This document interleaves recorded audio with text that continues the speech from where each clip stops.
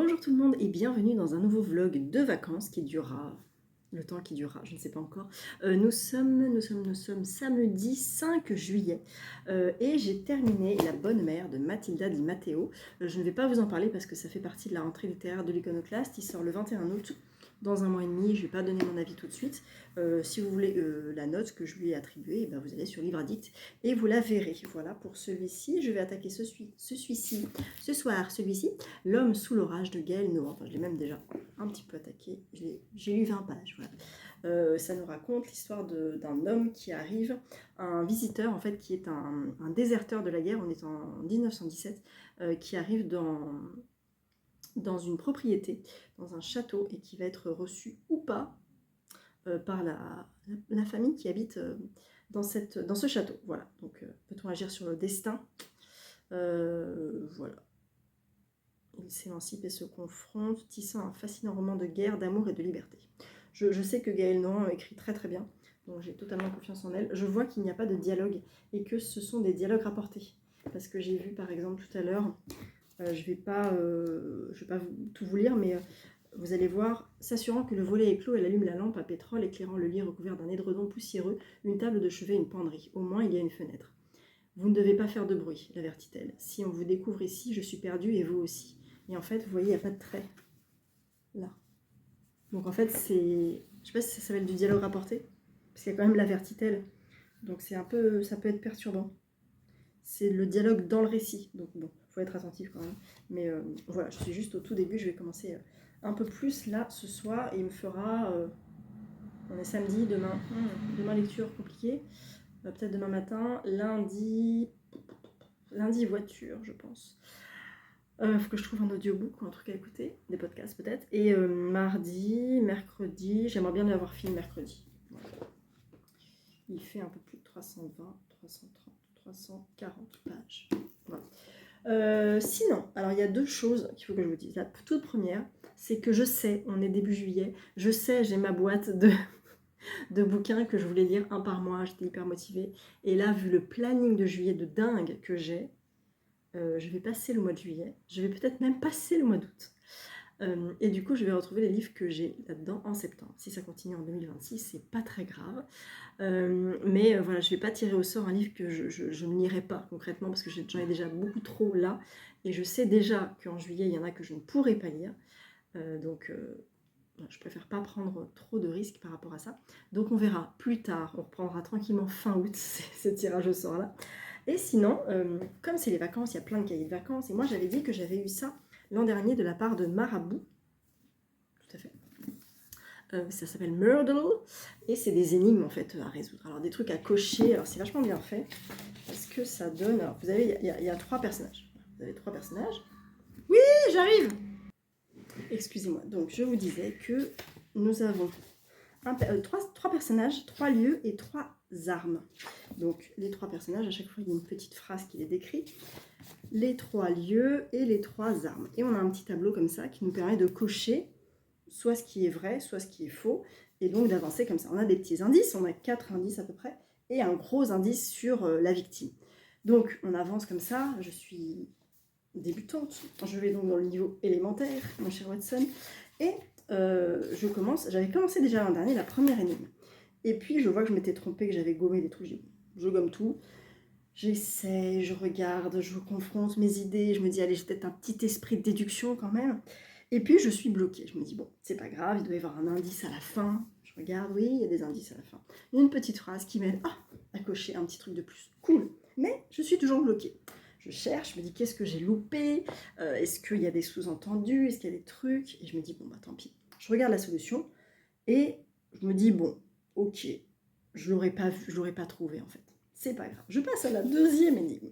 Nous avons toujours 3 personnages, 3 lieux, 3 armes et notre petit tableau. Et là, je suis au taquet. Je regarde, je confronte, je note, je réfléchis, je coche plein de trucs. Et puis à la fin, j'ai tout coché et je me dis, je sais pas qui c'est.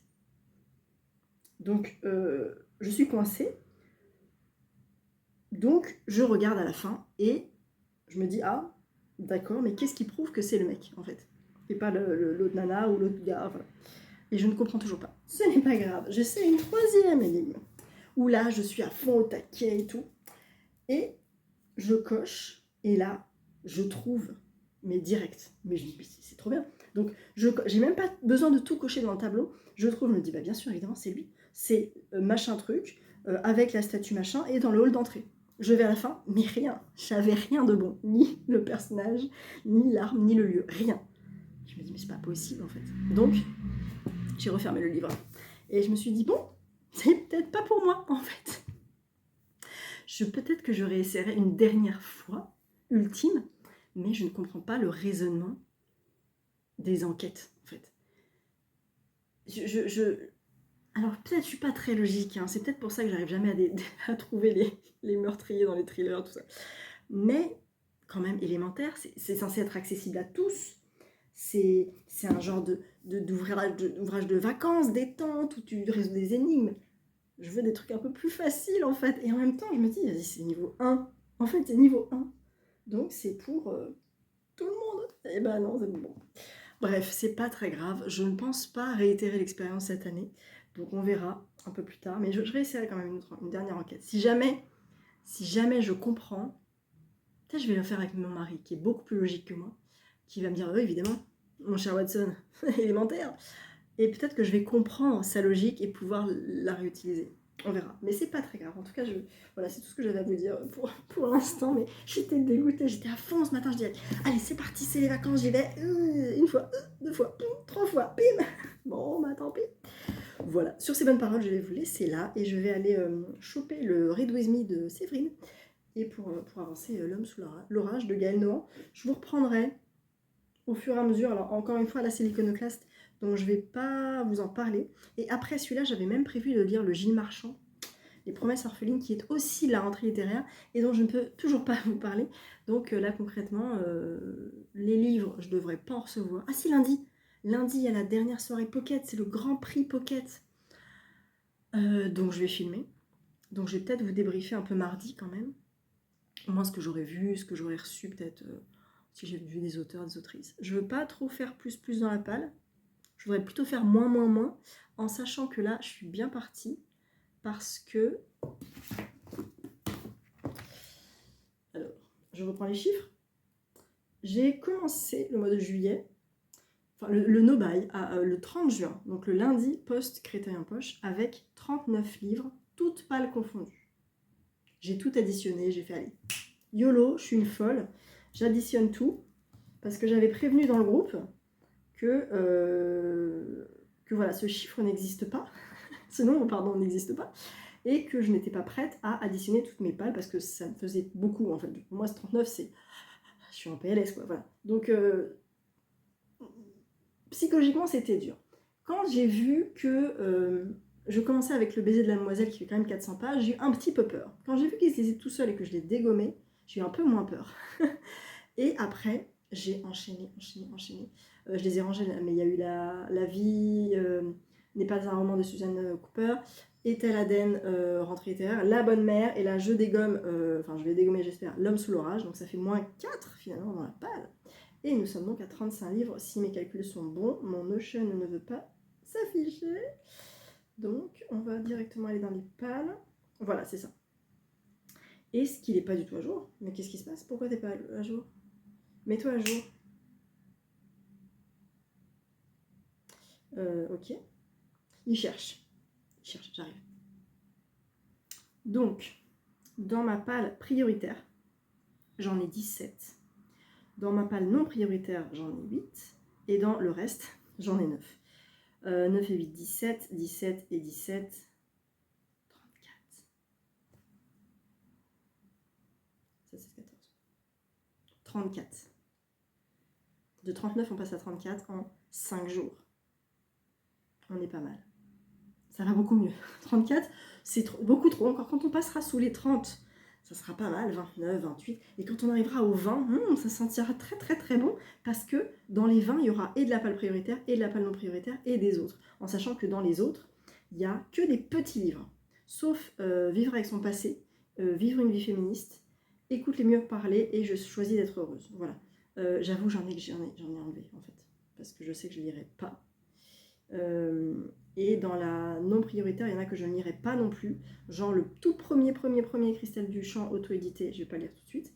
Le dernier Amistine Maupin, je vous en ai déjà parlé 100 fois, je ne vais pas revenir dessus. Le bouc émissaire de Daphné du Maurier, qui est édition Albin Michel, 1960, je crois. Vieux, très très vieux, avec les pages qui se découpent comme ça sur le côté. Il est trop beau ce bouquin, faut que je vous montre. Mais il est voilà. La traduction n'a pas changé. C'est la même traduction. Voilà. C'était à ma grand-mère. Édition Albin Michel. Vous avez vu cette page-là? Tu sens le vieux? Voilà. Et bien c'est vieux. C'est très très vieux. Je sais même pas. Il y a toujours le Loterie nationale. C'est très très précieux. Je n'ai pas l'année. Et donc c'est une traduction qui n'a pas bougé. 1957. Voilà, il a été tiré de cet ouvrage 1000 exemplaires sur Alphama du Marais, numéroté de 1 à 1000. J'ai quel exemplaire? 45e. Non, c'est possible ça? Attends, vous voyez pas peut-être? 45e, c'est possible? Peut-être l'imprimerie moderne à Montrouge. Voilà. Donc c'est vieux. Je me méfiais de la traduction et en fait c'est la même traduction. Denise von Mopes. On va regarder quand même pour vérifier. Mais comme c'est un qui n'est pas connu de Daphné du Maurier,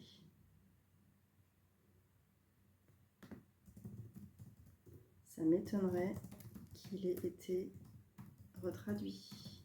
Ah, j'arrive pas à écrire. Du Maurier. Alors, Daphné du Maurier.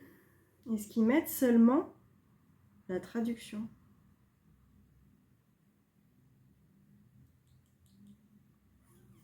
En fait, il a l'air trop bien. Alors, ce qui est bien, c'est qu'il n'y a aucun résumé, bien sûr, sur ce machin.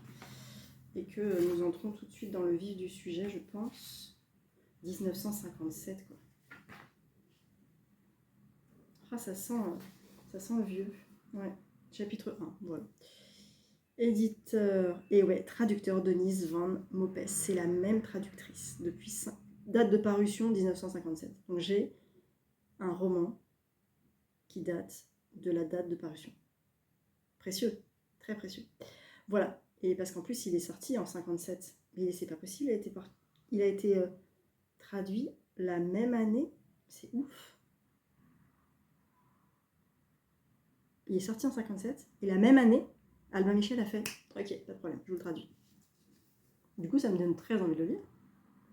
Voilà. Donc, c'est moche, c'est vieux, c'est abîmé, mais je m'en fous.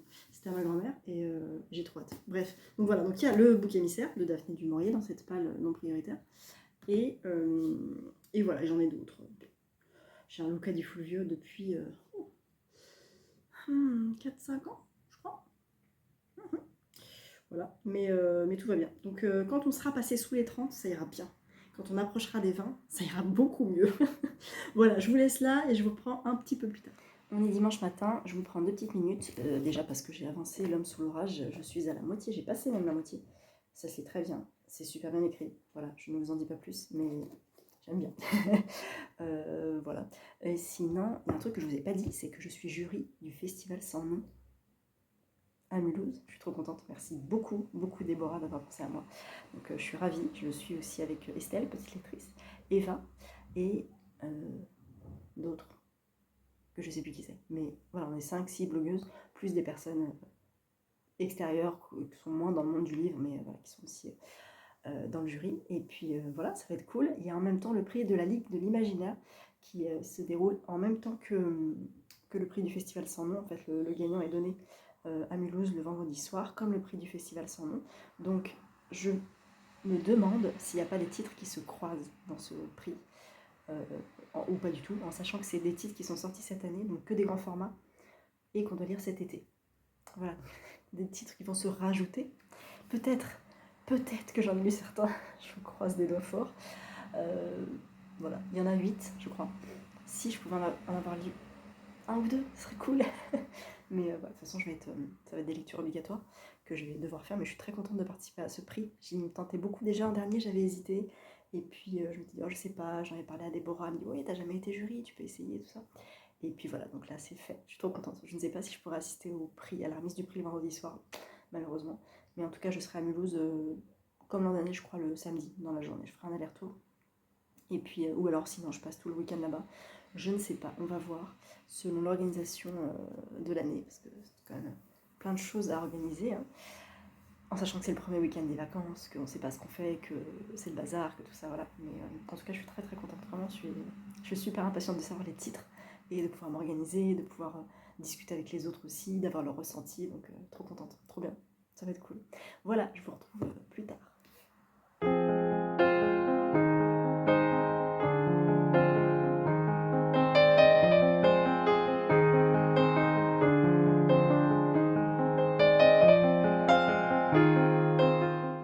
Nous sommes lundi après-midi, je vous prends 2 petites minutes pour vous dire que j'ai écouté Pour une nuit d'amour de Émile Zola, qui est une toute petite nouvelle qui fait partie des nouvelles issues du recueil Le Capitaine Burle, de ce que j'ai vu, je crois, qui est une nouvelle qui fait 60 pages, tout à fait, 64 pages. Il y a aussi L'Inondation que je n'ai pas lu, mais je le lirai. En fait, je l'ai lu parce que c'est tombé dans le domaine public. J'avais de la voiture aujourd'hui, j'en ai eu un peu plus que prévu d'ailleurs. Et donc, il est sur YouTube, en fait, il est lu sur YouTube, donc j'en ai profité, je l'ai écouté dans la voiture. C'était génial. C'est une histoire d'amour qui fait un peu Roméo et Juliette, en gore, enfin en glauque en fait. C'est l'histoire de Julien qui va jouer de la flûte et un balcon va s'illuminer, va s'allumer et la belle Thérèse va sortir et le regarder sans trop le regarder, mais se dire qu'il est là, ça l'intrigue, mais elle sait pas si elle craque. Lui, il est très très très fou d'amour d'elle et un jour ils se rencontrent et là, il découvre un truc méga glauque. Et en découle une histoire, parce qu'on va remonter un petit peu le temps, on va découvrir pourquoi. En fait, il se passe quelque chose dans la chambre de Thérèse. Il y a quelque chose dans la chambre de Thérèse. Il y a un événement. Et on va savoir comment cet événement est arrivé là. Donc, on va remonter un peu le temps et tout. Et c'est horrible. Et le dénouement est affreux. J'ai adoré, c'était trop bien. Je suis horrible. Mais voilà. Qu'est-ce qu'ils disent? Chaque jour, Julien joue de la flûte pour la belle Thérèse de Marsanne, qu'il aperçoit de sa fenêtre. Or, la jeune fille ne le regarde pas et l'ignore malgré les sérénades quotidiennes, jusqu'au soir où elle l'invite à la rejoindre dans sa chambre. Julien se précipite, mais est-il vraiment prêt à tout pour une nuit d'amour? Là, le synopsis, le résumé est parfait, c'est parfait. On ne sait rien, on ne s'y attend absolument pas. Je vois, je sens les prémices de Thérèse Raquin. C'est trop bien, j'ai adoré. Franchement, Héloïse qui me l'a offert, merci, merci, merci. C'est génial. Donc franchement, alors rien à voir si parce qu'il joue de la flûte, c'est de la musique, tout ça. Ok, mais du coup je suis curieuse de l'Inondation. Parce que si c'est aussi glauque, trop bien. Et du coup je suis curieuse aussi du recueil de nouvelles. Parce que si tout est comme ça, mais je saute dessus en fait. C'est du Zola glauque, je kiffe, oh j'adore. Voilà, bref. Donc voilà, c'est juste pour vous dire ça. J'ai bien avancé L'homme sous l'orage. Il me reste pas grand chose. Je le finis ce soir. Je suis à la page 200, il en fait 339, 40. Et voilà, 140 pages normalement. Aujourd'hui il est bouclé. Demain je commence Gilles Marchand normalement. Et puis voilà, c'est à peu près tout ce que j'avais à vous dire. Non, c'est pas tout ce que j'avais à vous dire, parce que vous avez vu 2-3 petits plans hier, j'étais à l'Opéra de Paris, pour voir Ofesh Schechter, qui est un chorégraphe contemporain que j'aime beaucoup, et qui avait fait une grande apparition et était très mise en valeur dans le dernier Cédric Klapisch, qui s'appelait Encore, peut-être l'avez-vous vu. Et il y a de la danse dedans, et il y a même Ofesh Schechter qui danse, et qui joue en fait, et c'est vraiment ces danseurs, voilà, les danseurs de la compagnie qui jouent, et qui dansent, et j'adore sa gestuelle, une gestuelle très très primaire, très du dos, des bras, j'adore ce qu'il fait. Et donc il était à l'opéra, j'avais pris les places en novembre, nous sommes en juillet, et donc on y allait avec mon mari hier, c'était vraiment intéressant, c'était particulier, c'était burlesque, vampirique, cabaret, grandiose, primaire, presque primate, presque... C'était de la peau, voilà, je sais pas comment le décrire, je suis très très mauvaise. Pourtant ça fait 25 ans que je regarde la danse, mais je suis très mauvaise pour décrire un spectacle. Il y avait un lustre au centre, il y avait plusieurs plans, il y avait des musiciens live qui jouaient en direct. D'après mon mari, contrebassiste électrique. Qu'est-ce qu'il y avait d'autre? Violon électrique, batterie. Et clarinette, je crois, un truc comme ça. Oh, bois, je sais plus, bref. C'était vraiment particulier, mais ça donnait une ambiance hyper spéciale. Et on donnait des bouchons d'oreilles à l'entrée. Alors c'est très particulier parce que quand tu es à l'Opéra de Paris, tu comprends, c'est très beau. Vous avez vu les images, enfin les plans des lieux, c'est magnifique. Et quand tu vois de la musique à fond, limite, c'est même pas métal, c'est assourdissant quoi. Et ça à l'opéra c'est très osé, donc j'ai beaucoup aimé. et du coup les petits bourgeois qui mettent les petits bouchons d'oreille, j'ai beaucoup aimé aussi. Et nous on était à fond avec mon mari, c'était trop bien. Et bon, j'ai quelques reproches, mais j'ai mis beaucoup de temps à le digérer ce ballet parce que je me posais beaucoup de questions sur pourquoi il y avait ça à ce moment-là, à quoi ça a servi ce truc-là et tout. J'étais très dans la technique et je pense que je réfléchis encore et peut-être un peu trop. Je suis super mauvaise pour savoir de quoi parle un ballet contemporain. Je suis toujours à côté de la plaque. Mais j'ai un ressenti particulier. Tout ce qui est métaphorique, j'ai beaucoup de mal, je ne le vois pas en fait. Mais j'aime bien, j'adore la gestuelle, donc c'était parfait en fait. J'ai beaucoup aimé. Voilà, en fait j'ai beaucoup aimé. Maintenant je peux le dire, 24 heures plus tard, j'ai vraiment beaucoup aimé. Donc voilà, et donc ce soir c'est la soirée Grand Prix des lecteurs Pocket où je vous emmène avec moi.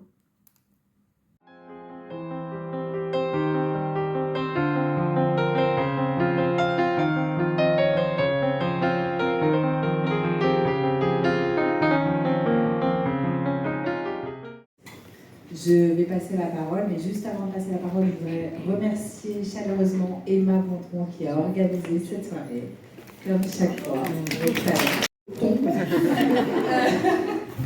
Puisque la gagnante de l'année pour le Grand Prix des lecteurs Pocket en littérature française nous raconte un conte de fées. Une histoire incroyable mais vraie, magnifique, qui a emporté les suffrages de façon folle, qui a déclenché les passions de lecteurs, et c'est avec un grand bonheur que je vous remets, Valérie, ce magnifique trophée du Grand Prix des lecteurs Pocket pour la cuisinière des Kennedy. Vous savez duquel je parle. Il nous propose une immersion dans l'Amérique du 19e siècle avec une héroïne très forte, plongée et surtout perdue entre deux cultures.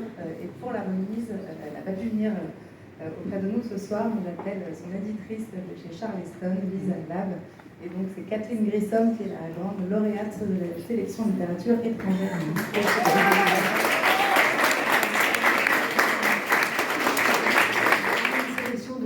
On a tous adoré, mais il y en a un qui a été particulièrement aimé. Et donc j'ai la joie immense de remettre ce prix à Juliette Cuisinière-Rénal, qui a écrit un livre absolument somptueux qui redonne leur place aux morts, un texte plein d'humanité, de justesse, de beauté, que vous avez su voir. Voilà, Juliette.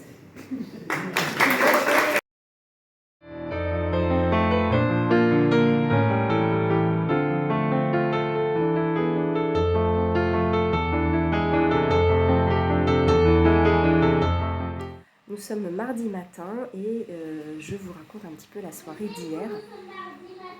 Oui, on est mardi matin. Hier, c'était la remise du prix des lecteurs Pocket. Il y avait trois prix, un prix récit, un prix littérature française et littérature étrangère.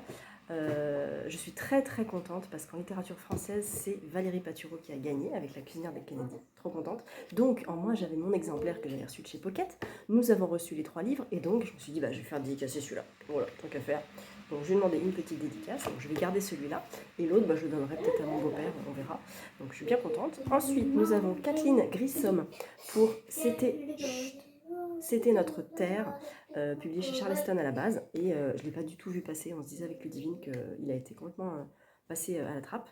C'est dommage parce que c'est une belle histoire. Et Kathleen Grissom, c'est une des premières autrices que j'ai lues quand j'ai repris goût à la lecture. Donc je vous ai fait un post là aujourd'hui pour les 10 ans.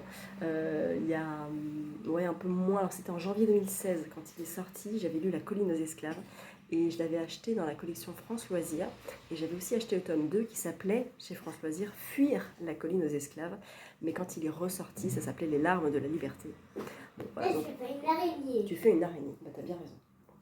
Et donc voilà, c'était notre terre. Et en récit, c'est l'embaumeuse de Juliette Cuisinier-Rénal qui a gagné. Pareil, pas vu passer du tout, mais très contente. Il est tout court, donc on l'a aussi fait dédicacer avec Ludivine parce qu'il me tente grave. C'est l'histoire d'une embaumeuse en fait, c'est son histoire à elle, qui nous raconte son lien avec les morts, son lien avec l'apparence en fait, et comment elle rend beau les morts. Voilà, donc ça a l'air très intéressant, il est court, il fait 150 pages, donc je le rajoute dans la palle. C'est le seul que je rajoute dans la palle. Celui-là, j'avoue, je vais peut-être pas le lire, mais en tout cas, je suis bien contente qu'elle ait eu le prix. Et La cuisinière des Kennedy, je l'ai déjà lu. Donc plus un tout petit dans la palle, ça va, franchement ça va. Là, j'en sors un aujourd'hui, c'est Les Promesses orphelines. Et en fin de semaine, je sortirai mes petites chroniques de San Francisco. Voilà, pour l'été, je suis contente. Il n'est même pas dans la palle, il n'est dans aucune des palles celui-là. Donc, toujours des bouquins partout, c'est pas très grave.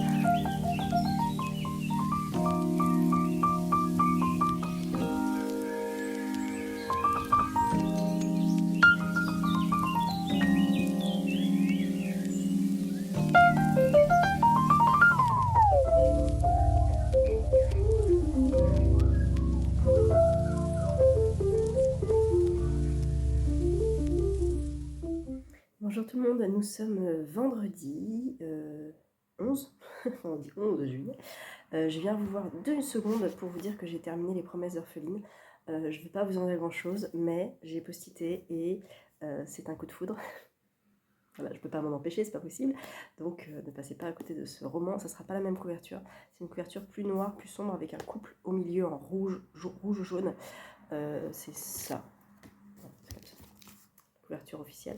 Il sort le 22 août et il faut l'acheter en fait, il faut le lire absolument. Voilà. Atchoum. Non. Et j'ai lu hier La sorcière de Limbricht.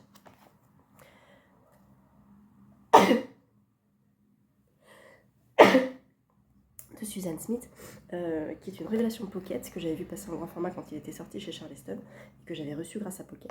C'est l'histoire d'une femme qui va avoir un procès parce qu'elle est accusée de sorcellerie. Nous sommes en 1674. Il me semble qu'il y a un comparatif qui est fait avec Un bûcher sous la neige que je n'ai pas lu, donc je ne sais pas, mais à voir. Je ne sais pas si vous l'avez lu, si vous avez lu les deux, si vous connaissez, mais en tout cas j'aime bien, c'est bien écrit et ça passe bien. Oui, il arrive bientôt, oui. Donc je suis là-dedans et je suis bien. À partir de demain, je lirai les chroniques de San Francisco. Sauf si j'ai pas fini celui-là, je continuerai celui-là. Et je veux lire aussi L'inondation de ce deuxième recueil, de nouvelles en fait, que j'ai commencé là. Et il fait 30 pages. Hein. Donc ça va. Je lirai peut-être vite fait dans la journée. Et puis voilà. Qu'est-ce que je voulais vous dire? Oui, par rapport à Gilles Marchand. Nous sommes dimanche matin et j'ai été coupée la dernière fois par la sonnerie de la sonnette en fait de chez moi. Et je n'ai pas pu vous reprendre, donc je n'ai pas pu continuer à vous débriefer ce que j'étais en train de lire. J'avais lu Pour une nuit d'amour de Zola que j'avais beaucoup aimé. Et puis Les Promesses orphelines aussi que j'ai beaucoup aimé. Et puis je m'apprêtais à vous dire que je disais oui. On a gonflé la bouille. Voilà, on a gonflé la bouille.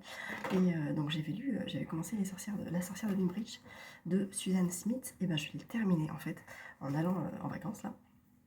Et c'était un petit coup de cœur. C'était une histoire vraiment assez révoltante de cette femme qui s'appelle Entgen Luijten, qui est probablement aux Pays-Bas.